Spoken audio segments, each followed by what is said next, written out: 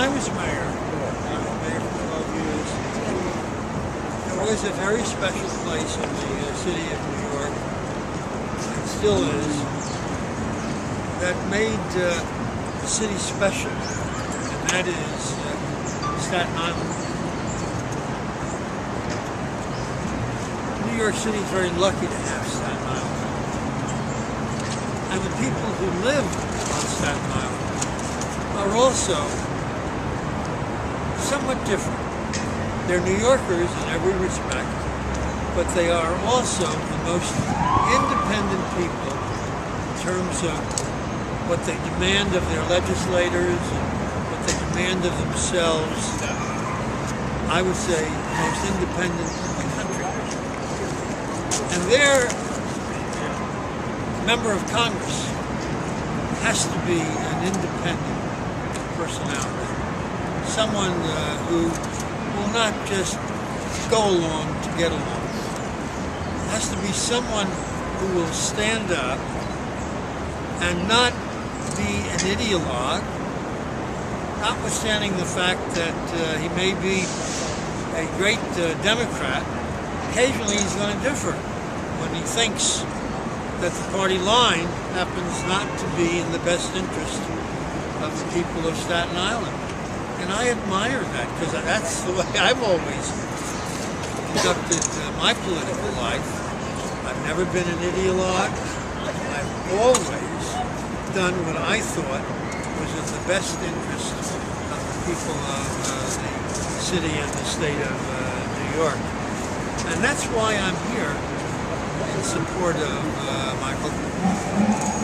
These are very difficult times for legislators, particularly members of Congress, where people are so angry throughout the country. What they generally say to themselves, let's throw everybody out. What I say is, let's throw the bums out.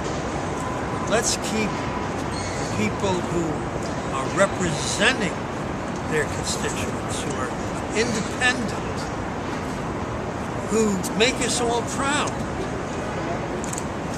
And that's why I'm for Mike McMahon. And whatever I can do to be of assistance to you, I will be. Thank you, Mr. Mayor. I appreciate those words and your recognition that I've been an independent voice for the people of Staten Island and Brooklyn. And I just want to say that it is for me personally such an honor as someone who grew up in the city of New York. Take your time. Take your time. We can wait.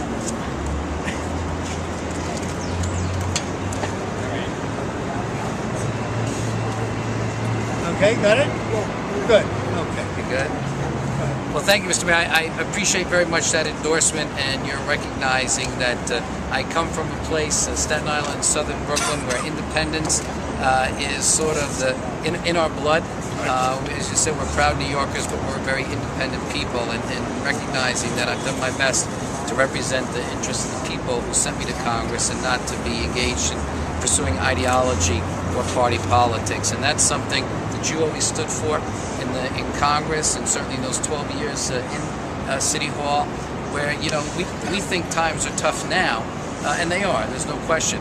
But certainly in the mid-'70s, when you came into office and the city was close to financial bankruptcy and the country was in tough economic times, you stood up and said, look, there are practical, common sense ways that we can deal with our problems. If we all pull together, we can make this happen. And that's what I've stood for as well. I grew up a young man. The first time I voted was an election for you, and it's something that I continue to admire your work. And not only did you do such a great job as an elected public official, but now as a private citizen, you were standing up for ethics and reform and accountability in government. That's something that I aspire to every day.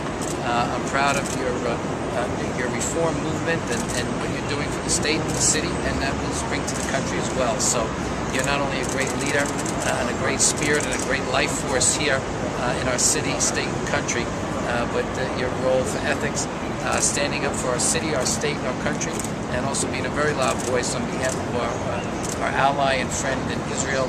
In the Middle East, our number one friend Israel is something that I try to continue in my work in the Foreign Affairs Committee as well. So I am personally indebted and grateful for your great words. Thank you very much. Thank you.